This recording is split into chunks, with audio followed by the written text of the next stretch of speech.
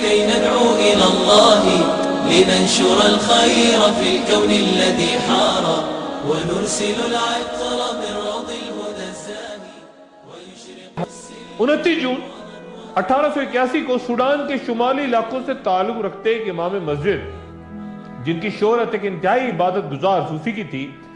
یعنی 38 سالہ محمد احمد بن عبداللہ، انہوں نے امام مہدی کا دعویٰ کرتے ہوئے کہا کہ وہ حضرت عیسیٰ علیہ السلام کی دوبارہ آمد کی راہ ہموار کرنے جا رہے ہیں۔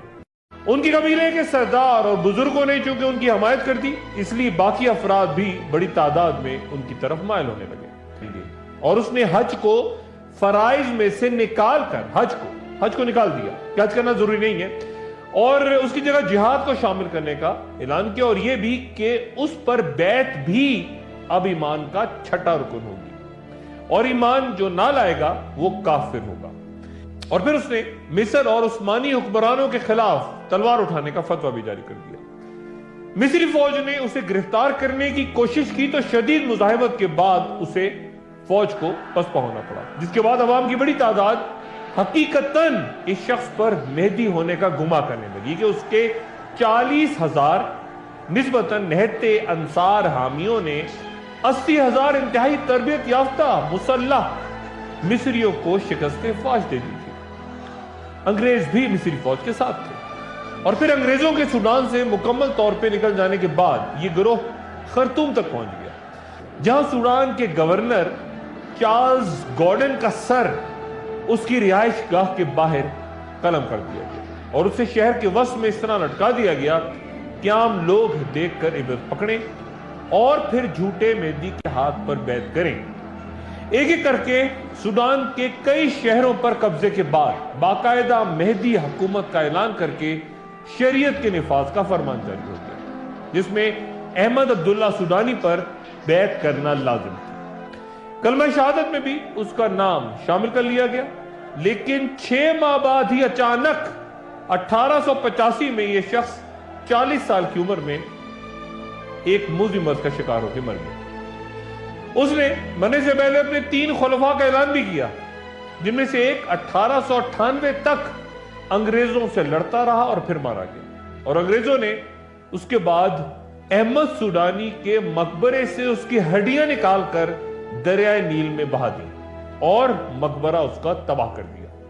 جسے بعد میں دوبارہ تعمیر کیا گیا۔ آج بھی سوڈان کی امہ پارٹی خود کو احمد عبداللہ سوڈانی سے منسلک کرتی ہے۔ پھر ایک گزری نشست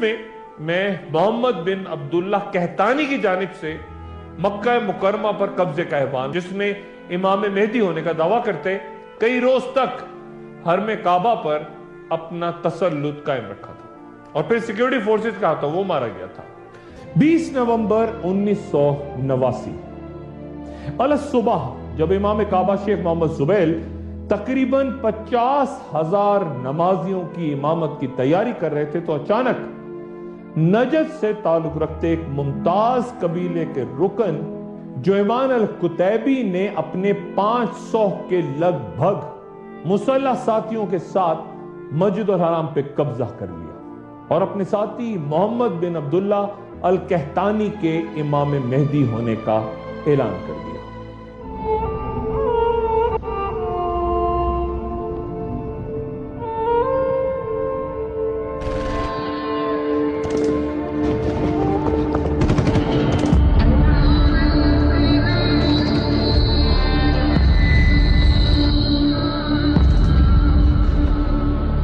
لاتعداد افراد نے مہدی ہونے کا دعویٰ کیا تاریخ میں، لیکن یہ ذہن میں رہے کہ جب ہم مہدی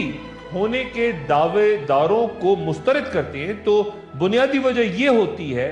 کہ اللہ کے رسول صلی اللہ علیہ وآلہ وسلم نے امام مہدی کے بارے میں انتہائی واضح علامات و قواعد بیان فرمائے ہیں، جن کی روشنی میں ہم اصل مہدی کو بغیر کسی شک و شبہ کے پہچان سکتے ہیں۔ مثلا امام مہدی لوگوں کو اپنی ذات کی طرف آنے کی دعوت نہیں دیں گے، نہ ہی بیعت کے لیے لوگوں کو پکاریں گے، بلکہ لوگ ان کی بیعت کریں گے انہیں پہچاننے کے بعد، اور یہ کہ ان کا ظہور ایک عرب خلیفہ کی وفات کے بعد ہوگا جن کے 3 بیٹوں کے آپس میں جنگ ہوگی،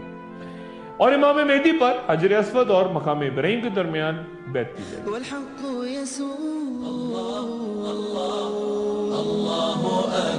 الله الله الله أكبر لا إله إلا